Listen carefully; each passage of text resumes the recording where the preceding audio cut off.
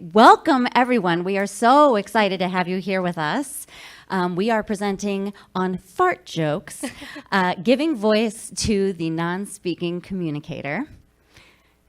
And did any of you attend the AAC presentation on communication aids yesterday? No? Okay, it's good for us to know. Great. All right, so why are you here? So you'll see some Post-it notes. So maybe on the yellow one, and if you need a pen, let us know. On the yellow one, write what you know about supporting the communication needs of kids or individuals with leukodystrophy. And on the blue one, write what you want to know. And then you can ignore the part where it says put on appropriate pages. We'll just collect them. And is anyone, if someone's participating in the chat, you can put your answers in the chat. All right, so while you guys are doing that, we'll talk a little bit about who we are. All right, my name is Manisha. I'm a speech-language pathologist at Evanston Skokie School District 65. I've been there since 2007. I work with students who have complex communication needs and use a variety of assistive technology. There we go. And I'm Tempe Thomas. I am a speech-language pathologist at Niles Township District for Special Education. During the day, I do work with low-incidence populations. I also specialize in AAC. And then I also have a private practice called Vox Chicago. And I see both pediatric and adult populations there. All right, why are we here? We want to empower individuals with leukodystrophy to communicate to their potential, provide families with an understanding of complex communication needs, including vocabulary and tools involved, ensure caregivers leave with activities that they can do at home, and inform about some resources that we use that can help you advocate. So we are both here because we share a common client. Her name is Aoife. So she was diagnosed with leukodystrophy at age 3. Now she's 18. She had a series of seizures in 2018. She was 13 years old. Before the seizures, she was not receiving any kind of speech therapy. And then after the seizures, she became a non-speaker. We know that she loves farts. She loves music. She loves poops. She loves jokes. She likes poop jokes. She likes listening to stories. She loves anything Irish. Her father is Irish. She's been to Ireland. It's a great passion of hers. She loves children, and she loves watching movies. Okay. Because leukodystrophy looks so different from person to person, we thought, take what applies to you and leave the rest. Alrighty, so today we're going to be doing an overview of augmentative and alternative communication. We'll be talking specifically about Aoife's therapy journey. We will be talking about what it looks like to have fun with Aoife, and then what the IEP process looks like. And we'll also be looking at your Post-it notes. Ooh, can I come collect them? Oh, yeah. Oh, yeah. We're just a cozy group here. So on the, do you want to go, can we go back real quick? Yeah, sure. Yellow was what you want, what you already know, and blue was what you want to know. About communicating or communication needs of individuals with leukodystrophy. Does anyone need a pen? Yeah. Okay. Oh, here we go. All right. Let me see.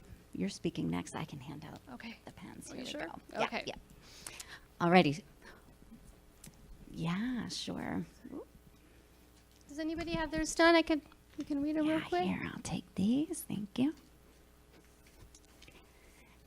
Thank you.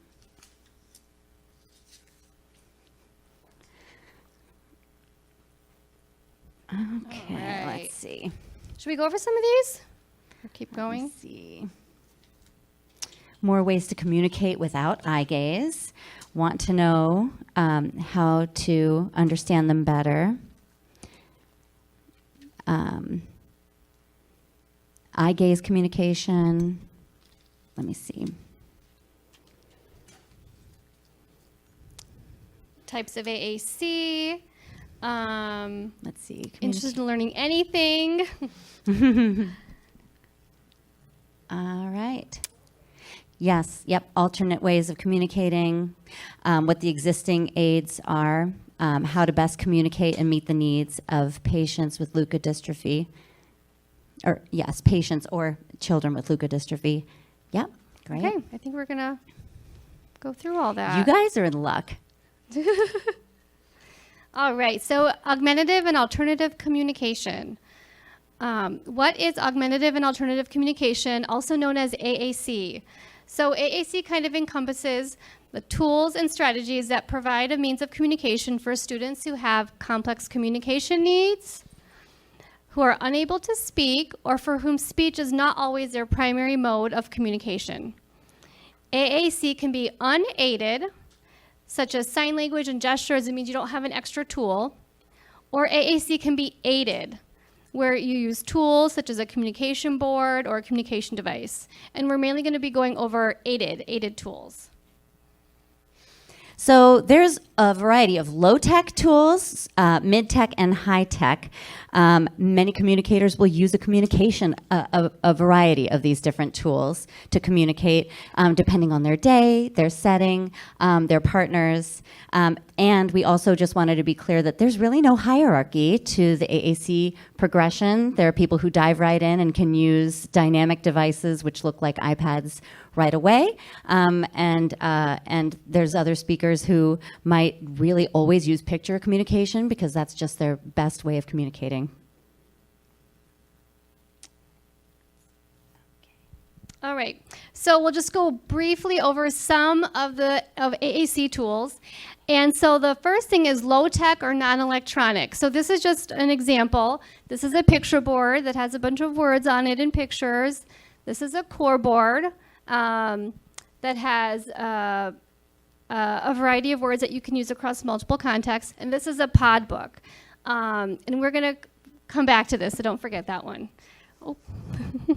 And POD stands for Pragmatic Organization Dynamic Display. And then these are example of mid-tech AAC tools. We call them mid-tech because they do have batteries that they need in order to be able to operate. Both of these, this is a Big Mac, and that's called a step-by-step. You can either record a single message on there, which might look like you press it and it says more. It might say all done. Let me see. Or you can also, sometimes you can, they also sell versions of both of these where you press it and it can run through a sequence of messages. So it might be, hi, I'm great. How are you? What'd you do this weekend? I did this with my family. So that's really fun to be able to give them an opportunity to participate in a give and take conversation. And then high-tech dynamic display AAC tools. So we kind of divided it up into two categories. So oftentimes it's a tablet or an iPad with a communication app. And dynamic means it changes screen. So it's not just one word that always stays there. You can press something, it goes to a new page, and there's lots of vocabulary on it. And then the next kind of category is dedicated. So these are they're designed to be just communication devices. And you'll see, all the way on the right, that's an eye gaze device. Those are eye gaze devices. So we also wanted to mention access. Not everyone will have access to to be able to directly select with hands or fingers. So you might need to position the switches or the iPad closer to the individual. So these are lock lines. They clip to a chair, and you can put either an iPad or a switch up there. You see this guy's using a toggle. And then that up here, this is a jelly bean that you would plug into either the Big Mac or the step-by-step. And the jelly bean is what is placed here so that it's lighter weight for easier accessing. Or also, this is called a micro light, and it has a very similar function to the jelly bean. It hooks up to a switch that would have a voice message. Okay. If anyone has any questions, feel free to raise your hand. So, anytime. AAC considerations. So A student's needs or their characteristics can impact what kind of communication tool or system you choose. And this can be revisited as a student changes.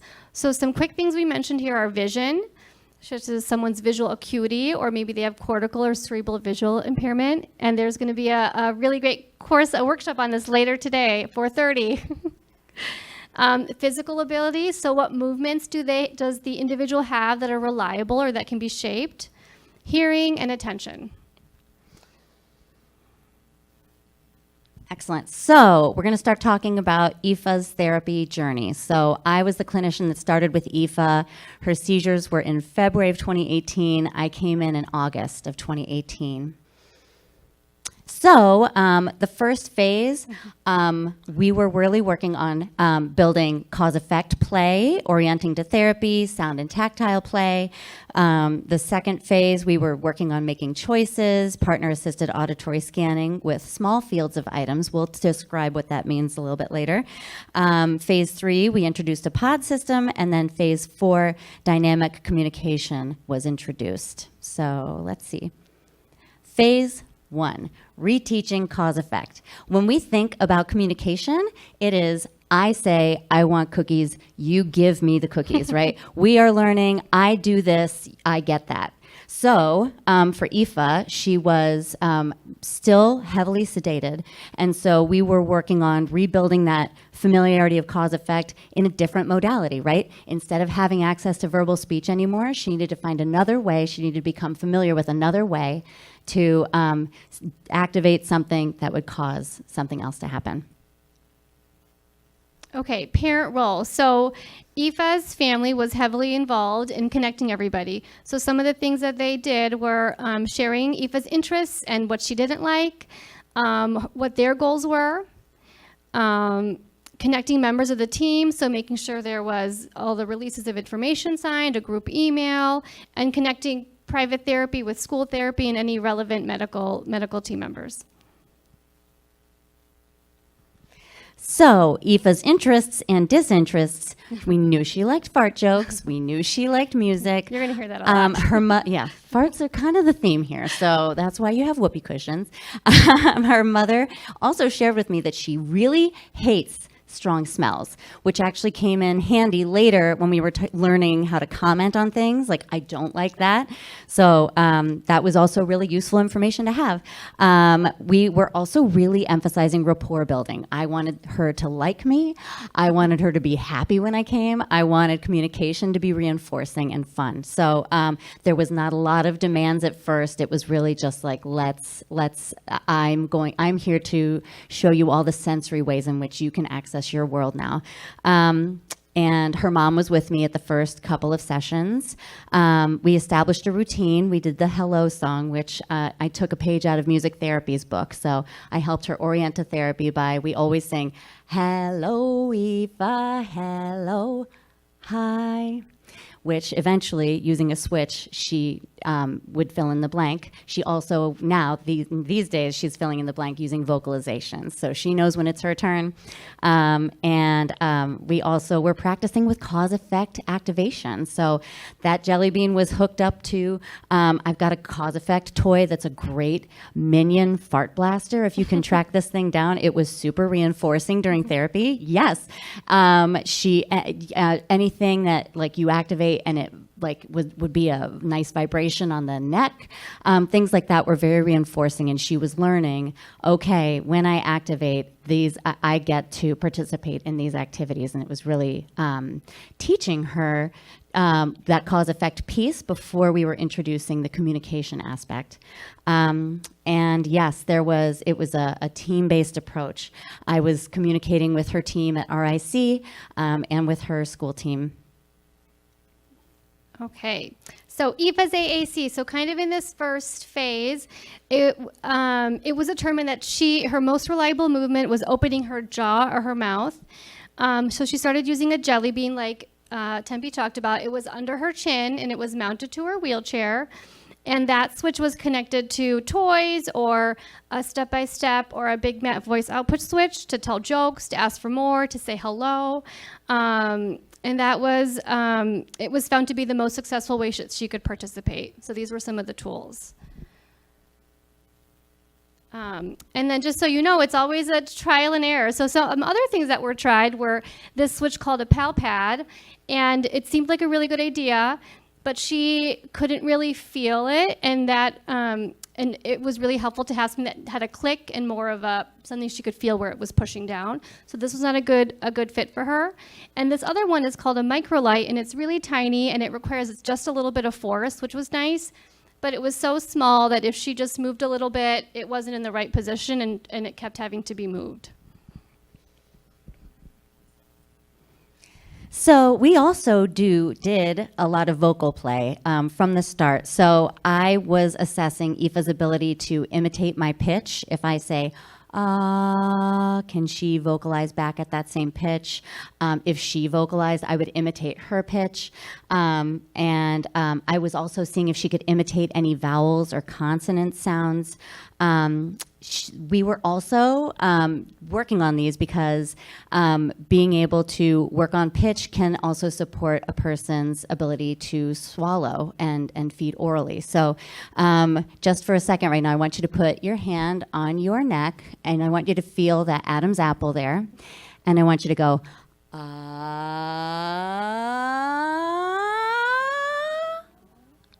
Great, we're doing it all together. Nobody's listening. And now, keep your hand there, and I want you to swallow. And you'll notice that that thyroid notch lifted both times, right? So when you swallow, you raise your larynx up so that the epiglottis can cover it and the food can go down safely. And you can build those muscles by also working on increasing pitch and gliding up in pitch. So we were also working on matching vocal qualities. Like Aoife seemed to be able to imitate better when the vocal quality I used was like a creaky voice, easing into a pitch. And then she also was able to imitate the upward glides. So we have always done the filling in the blank using vocalizations. So not just for the hello song, other songs. Let's see. And she was really having fun. She enjoyed vocal play, still does. So that's why it was also a big part of therapy. I also wanted to talk about this, verbal speech. Her mom's priority really is verbal speech. Verbal speech requires the coordination of a bunch of different systems. There's the diaphragmatic breathing, there's your phonation and your larynx, and then there's your mouth, your jaw, your teeth. Everything in your mouth has to coordinate to produce sounds. There's also the velum in the back of the mouth that you can't see. It's behind your uvula. If you say money. Great. Now say buddy. It's your velum that is opening and closing to differentiate between the B and the M. So if you do that one more time, buddy. Let's do it the other way. Money. Right. So imitating that raising of the velum to keep that sound only in the mouth, keep it from going into the nose, that's so hard to imitate because you can't see it. So for Aoife, I noticed right away that that was going to be a challenge for her. So we just worked on saying l, and I noticed that she could put her tongue up there to imitate those positions, and so that was where we started. So the parents' role in this kind of area, and Tempe did a lot of this, but it was really helping her family to know that to respond to all vocalizations, vocalize back as in a song, and reflect the intent of the vocalizations to validate that it is a valid form of communication and to attach meaning to it. So depending on the vocalization and the context, the family might have said, you need to be changed, or you feel lonely. And then they were doing a lot of fill in the blanks, like we already talked about. You are my... Exactly. And let it be. That's it, right? So, yes. So we were working on just going back and forth in that way because that participation was enjoyable.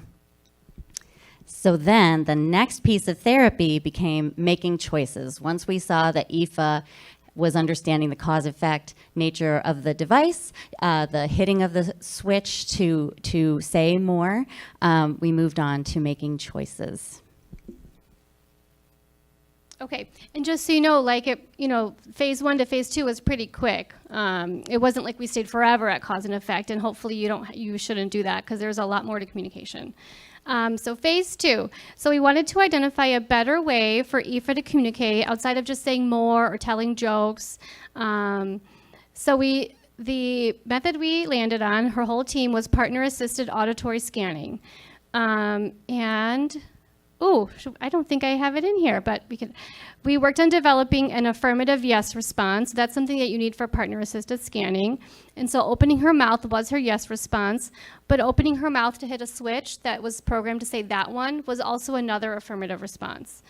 And we always continue to use motivating activities.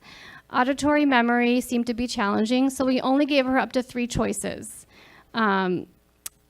Such as more, done, or something different, or farts, spa day, or game. So, do you want to demonstrate? Yeah. Okay. Hey, Tempe, what do you want to do?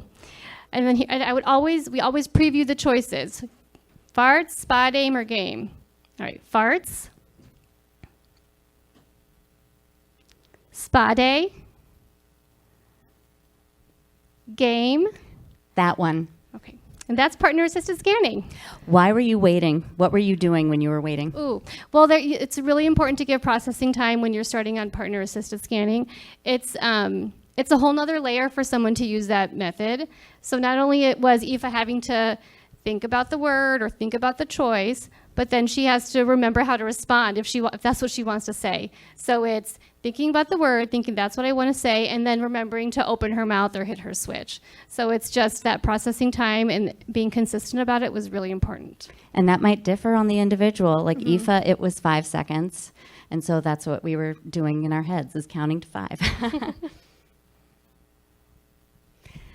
All right, so phase 3, we were working on finding a system. So by finding a system, then you are ensuring that all of her partners can be presenting items in the same order, presenting the same items. It can place a little bit less of a burden on her memory if she can become familiar with what that sequence is going to be.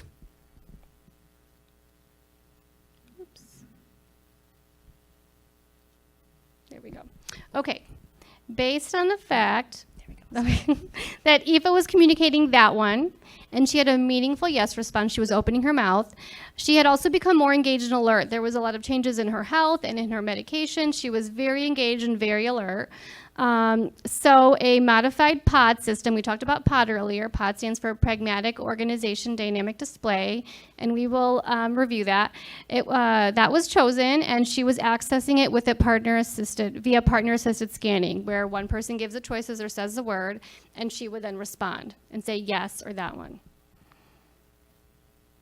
So what is POD? It's a Pragmatic Organization Dynamic Display.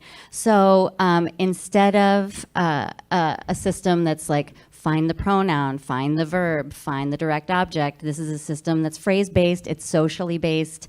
And why did we do this? We wanted to give her a more robust system that she could access in order to communicate for more than just one reason, right? It wouldn't just be making requests. She could also let us know when something was wrong. She could make comments, she could ask questions, and she could express discomfort. Okay, we're going to try to click on something. Hopefully Let's see if it works. Cross your fingers. Oh, I don't know. I don't think it's going to work. Should we do it by memory? Yeah, we can do it by memory. All right, so in Aoife's POD system, there were 8 pages, which is really modified. Usually there are hundreds of pages or tens of pages. Okay. Oh, that's what it is. No. It's presenting. Okay. Oh, man. Oh, how do we go back to this?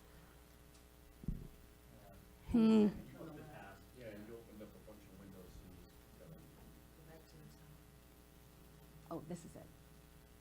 Is that it? Hang on. Technical difficulties. Control and 4. F4. I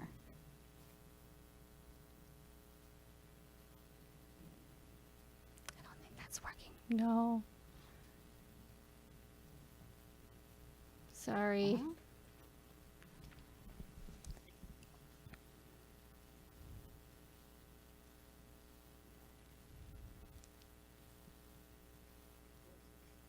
we go. Yay! All right. So I'm going to we're going to kind of go from it by memory. All right. So what do you want to do today? Something's wrong. Think. Want. That one. Oops, that's not what I meant. iPad. Music or song. That one. All right. Did you kind of get the gist? So it's a lot more language. It's not just us giving her 3 choices that we chose. There was a lot more language, and she was able to kind of communicate to request. There was a page of comments. She could ask questions. There was a page of where she could say what was wrong. So it was a lot more robust than just making choices. Do you want me to go over this one? Yes. Okay, but we talked about how we had tried different switches. The jelly bean switch was a little bit problematic. She moved her head a lot. We had to move the switch a little bit up, a little bit down, and it was really not an independent way for her to communicate. And so after over a year of teaching the pod book, she would often appear disengaged and not motivated to communicate, even within activities that were motivating. So we moved on. All right. So an assistive technology evaluation was completed through her school. Her school, it was actually through CPS. They completed an assistive tech evaluation. They determined that a NeuroNode would be a really great point of access for her with a dynamic system. Have you guys heard of the NeuroNode? Or it's a Let's see. Are we going to? We're going to talk about it, I think. The video's not showing up, is it? Oh, there it is. There it is, but it's not. I don't know how to make that play though. Yeah. Oh wait, if we click the next one, I think it plays automatically. Okay. Well, we Should could we try. start We with could that? try. Yeah. There we go. This is about communication devices. Oh, I don't think it's connected to the speaker, is it? oh. App downloaded onto it. This is called Touch Chat, and this is one of our students' boards. Oh wow. Say that he wants to help or to eat or to play, and then we can also Where's the mic output on this? our teachers, our different friends, our students, and we can have describing words. So talking about the weather, talking It's about over our there. feelings.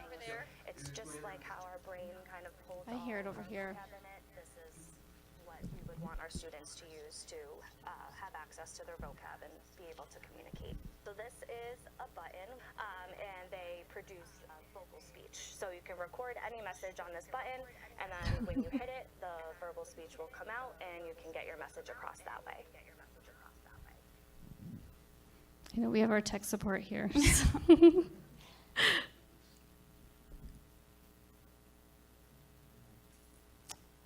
Okay, that's okay. This was I think, is it gonna work, you think? Did you stop it? We can try one more time. All right, let's try this again. So some kids use high-tech AAC devices, which we would count that as like an iPad or a different touch screen that has a communication app downloaded onto it. This is called Touch Chat, and this is one of our students' boards. Ooh. He can easily say that he wants to help or to eat or to play, and then we can also talk about I think we're people that we see throughout our day, our teachers, our different friends, our okay. students. Should we just go to the next one? We can talk about the. Yeah, we can talk about the content. I'm realizing this is saying our screen sharing is paused. I think we have to have this off so that we're not echoing. All right, let's see. And I can't see our cursor. Okay, let's just talk about the. Oh, the cursor is there. Because it goes all the way like off this. Okay. Let me see. I'm trying to be able to screen share still for the people on Zoom.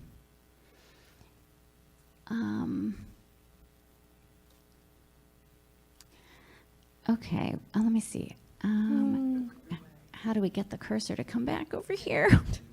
I mean, honestly. I'll talk about the NeuroNode real quick. So Okay. the device that we went with was an iPad with TD Snap. TD Snap is one of the communication apps, and it was modified for her needs and her vocabulary. Thank you. And the NeuroNode is a really cool switch. It's electromyography technology, so it reads her muscle signals. And they found that a better site was her finger movements, her index finger, and sometimes her thumb. So we place it on somewhere on her hand, and it reads the muscle signals. And it connects to the device or the iPad via Bluetooth. And so there's always little tech issues, but it is the best thing we've found so far. And her device is set up to scan. So each word scans for about 5 seconds. And when she moves her finger, it will activate and say that word. So it has been a game changer because now she can access a dynamic display communication device. And I think that voice output is a lot more motivating for her than the pod book that we had tried via partner-assisted scanning. So it has been really nice. We have a great video, but I'm a little bit nervous. I'm wondering if I can hold the mic up to my phone with that video, and then you can at least hear the sound. Here we go. All right. We can go to the next slide, and if we can start these simultaneously, you will get to see this at work. Except now Okay. There we go. There we go. Okay. Are you ready? Should I try pressing next and see what happens? Yes. Okay, go. I want something. I think. Something's wrong. People. Feelings. About me. Chat words. Social phrases. Squeeze my dog.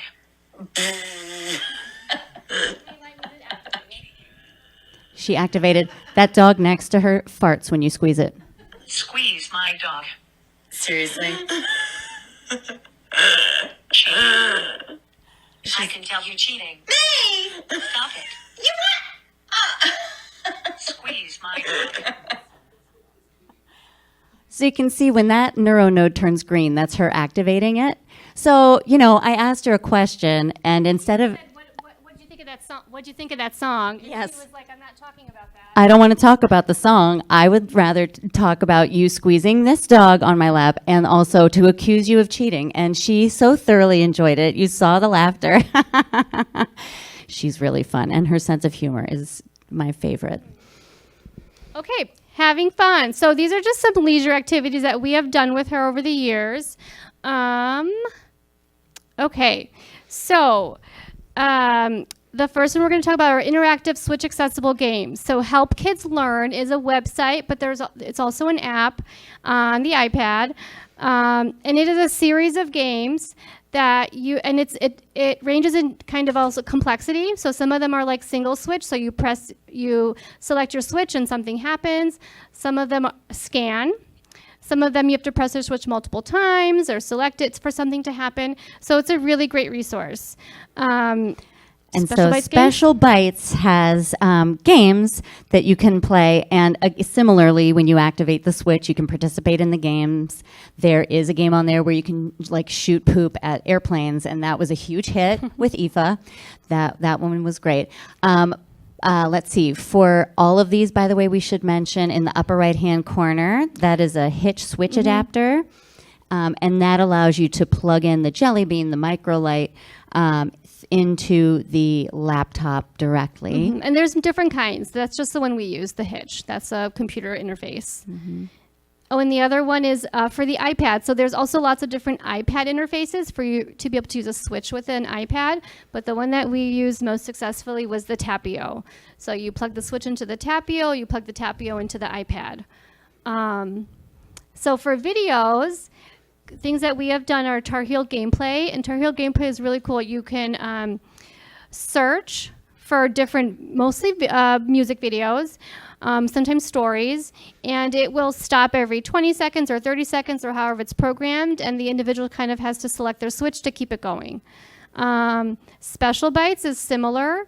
You put a YouTube link into the site, and it will turn your YouTube video into something that is switch accessible by pausing it every 20 or 30 or 10 seconds, however you want it, whatever timed interval you want. And that pause is really sabotage, right? You're stopping the video, and the student has to indicate that they want more, or they are activating to continue the play. Mm-hmm. And that was really valuable when we were really working early on cause and effect and just switch access.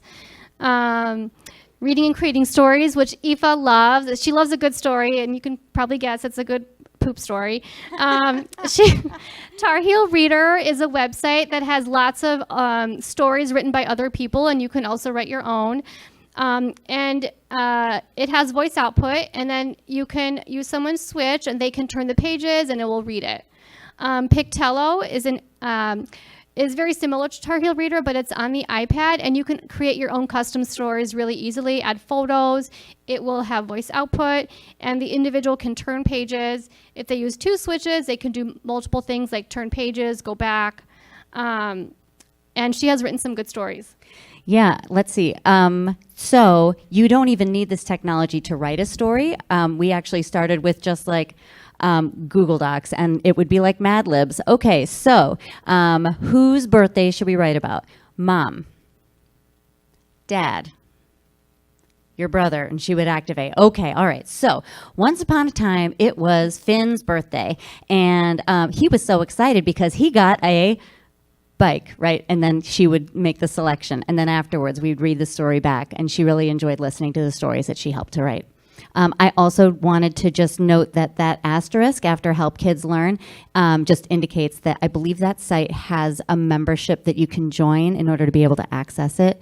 But there are free games in there as well. And I believe everything else is just free. Mm-hmm. Pictello, we forgot to put a star. You have to pay for it. Oh, yeah. Okay, that's right. You have to pay for the app. Okay.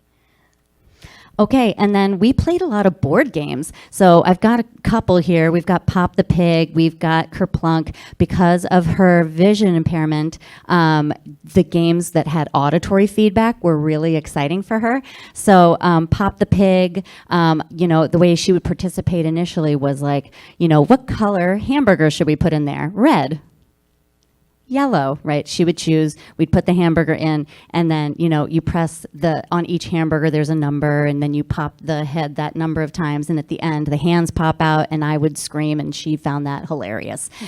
She also enjoyed Kerplunk because, you pull out the sticks, and then eventually she would just hear all the marbles fall, and she loved that too. So, yes, you can start with colors, and then once her memory became more complex, I would then put a demand or when we were working on commenting goals, I might say I might play a video of something terrifying like a haunted house or something, and then ask what she thinks about that, or let her smell some garlic. What do you think about that? And then I would take a turn and pull out another stick, and the beads would collapse, and she would just find that hilarious. So that's what board game play looks like. Pop-up pirate, it's just sticking swords in, and then flush and frenzy is a toilet that you plunge, and after plunging a certain number of times, poop jumps out of the toilet. So I also recommend that one. That was really fun. Let's see. Also, cause effect play, we started with just musical instruments, and she was picking which one she liked the most. So I included here. This is called an ocean drum, which if you haven't seen it, they're really lovely. You can put it over your student's head.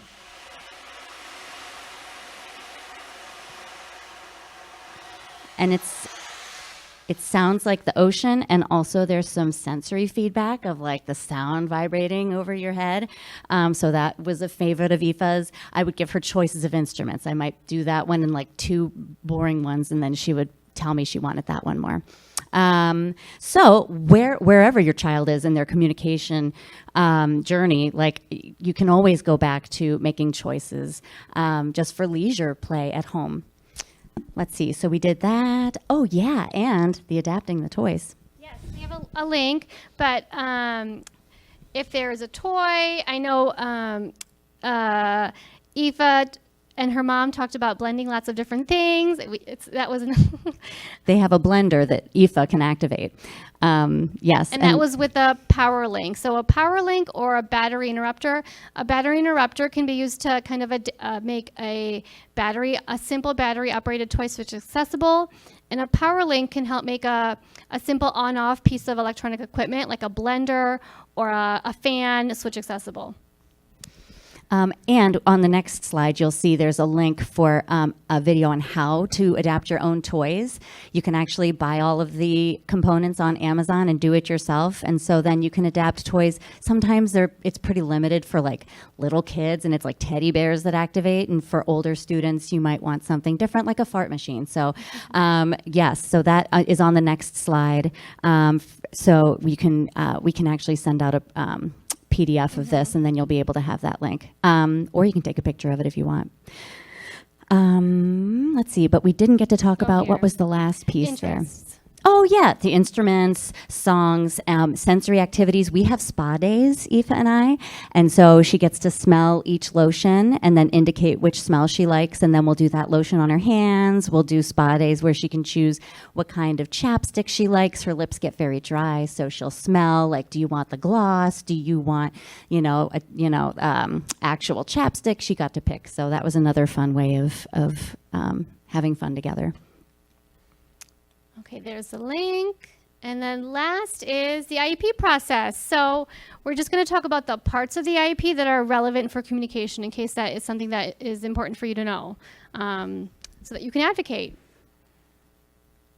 Okay, so before the IEP, you always have the right to request a speech and language evaluation or an assistive technology evaluation. Your student's teacher may also recommend an evaluation. And leukodystrophy is unpredictable. You might consider, and we're not talking a lot about this, but recording your child's voice. There's a lot of information out there about voice banking and message banking.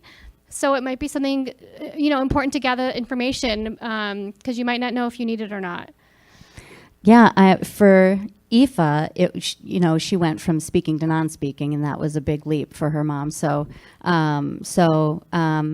she still looks for audio that she can listen to of Aoife's voice. So even something informal like recording on your own, your voice memo app, some of these phrases that could come in handy later.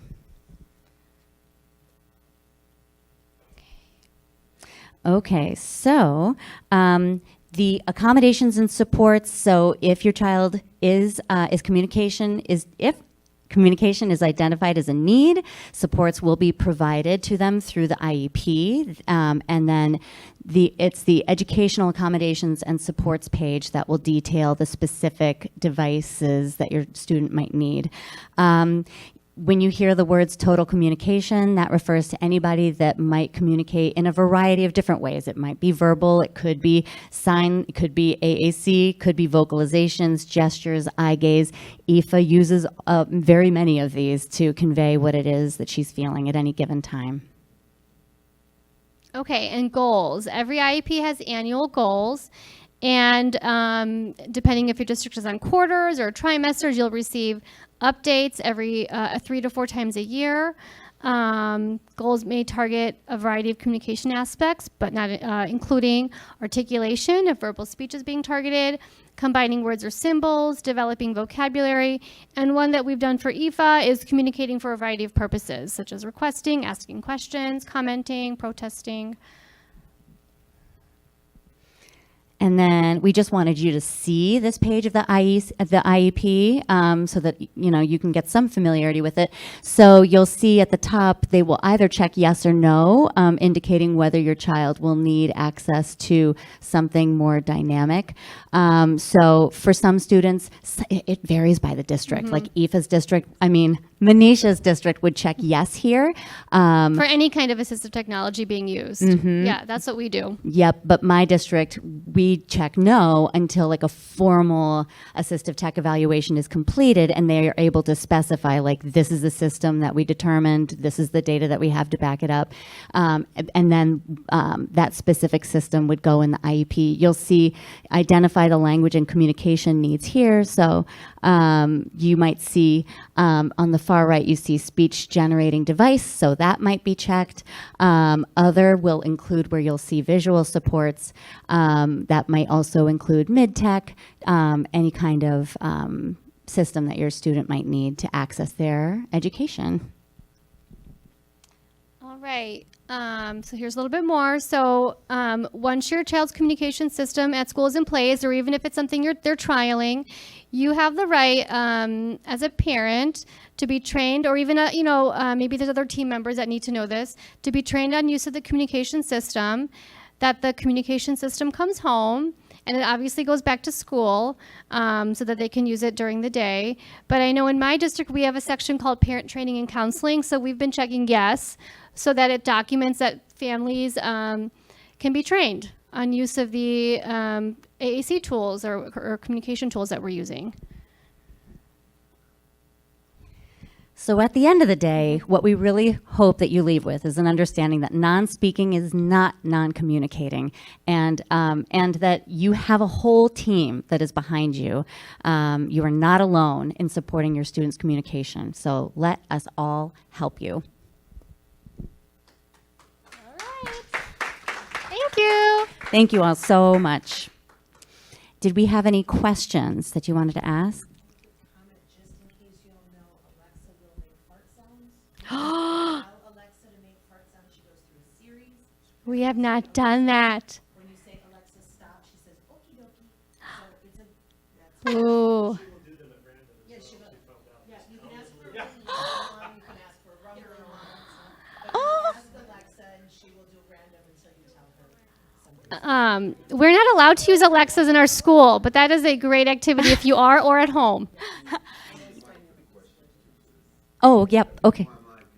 Oh, I see. So we can repeat the questions Okay. too, or yes. Let's see. That was a comment indicating that you can use Alexa. You can say, Alexa, please make fart noises. Yes, and then she will, and she might even do it randomly. We've just learned. This is very exciting. Okay. Let's see. I see a question at the back. How can you get, use switches for Alexa, Echo, stuff like, Google like that? We have the music, but I don't know how to do a switch for them to be able to control that. I'm going to repeat the. Is there a way? Do you want to repeat the? Oh, the question was, how can we use switches to activate Alexa? Yeah.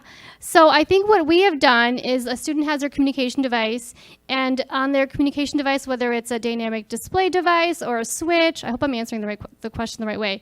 It will say the prompt to activate Alexa, and then telling Alexa what to do. So, do you want to do an example? Sure. I've never done this before. Oh, how do you activate your Alexa at home? I don't We have say, one at Alexa, play fart jokes, and so that could be programmed on someone's voice output switch if they're non-speaking, or it could be programmed on their communication device so that they can go to that button or that page to call out Alexa. And then, did you want to add to that? Depending on the system, I'll try to say it loudly so they can hear. Depending on the system, you may have to hit a switch that says Alexa. And then see wait. that she's seen you, so you have to see it light up. And then have the next command timed right to say what the command is. Play Shake It Off by Taylor Swift, and then she will comply. But you have to get her, wake her up first, and then say the command. Many communication systems, those voices are recognized. You have to get them loud enough or close enough, but they work well with Alexa and sometimes Siri, but that one's a little more difficult. Siri's big. Oh, okay. So what she was just saying is that Siri's a little pickier. Alexa is easier to use with voice output devices, and you were indicating that you might even need to record two different pieces to the message. One saying Alexa to get the device's attention, and then the rest of the message after that processing time that Alexa needs, and then have the second piece of the message so that Alexa can register and honor it. That's awesome information. I am so excited to try that. Any other questions? Oh, I'm seeing something in chat. But any questions in the room? Oh, okay. Just please type in any questions you have. All righty. Did everybody get a... Oh, go ahead. Oh, that is a good question, and it is a work in progress. You work with the assistive technology team, and you really work with the... Oh, repeat the question. How do you know where to place the neuronode? Okay, so with IFA, there is an app on the iPad that's called the neuronode app, and it has a graph, and it shows you how the neuronode is working, and then you kind of have to use a few different settings to increase or decrease the sensitivity, and then you have to play around with placement to see where is the best place for the individual to activate it. So there's a lot of factors. But there is an app, or depending what device you're using, there is a program that shows you a graph of how it's looking. And then based on that, you either move the neuronode around on wherever it's placed, or you change the sensitivity. Did the team look at other parts of the body for the neuronode? Was it like feet? Did they look at... They thought about, because she was opening her mouth, but we couldn't find a spot to put like a, they have, the neuronode also comes with these little attachments where you can connect it and then place the sticker. I don't know if it's called an electrode, but you can place it on different parts of the face, like the eyebrow, if they do eyebrow movements. But we couldn't do it for her specifically, so we went with the finger. But it's really cool. It's called electromyography. And it is, it's amazing technology, but it's like technology. It's a work in progress, and there can be tech issues, so it's always good to have a backup way to communicate. Like, it's so new. When I called to get tech support, they were like, oh, let me give you to the guy who invented it. It was like that small of an operation. So, but also very cool because they're very accessible and responsive. Yeah. Any other questions? Did everybody get a whoopee cushion? Okay. Swag. Awesome. Thank you so much.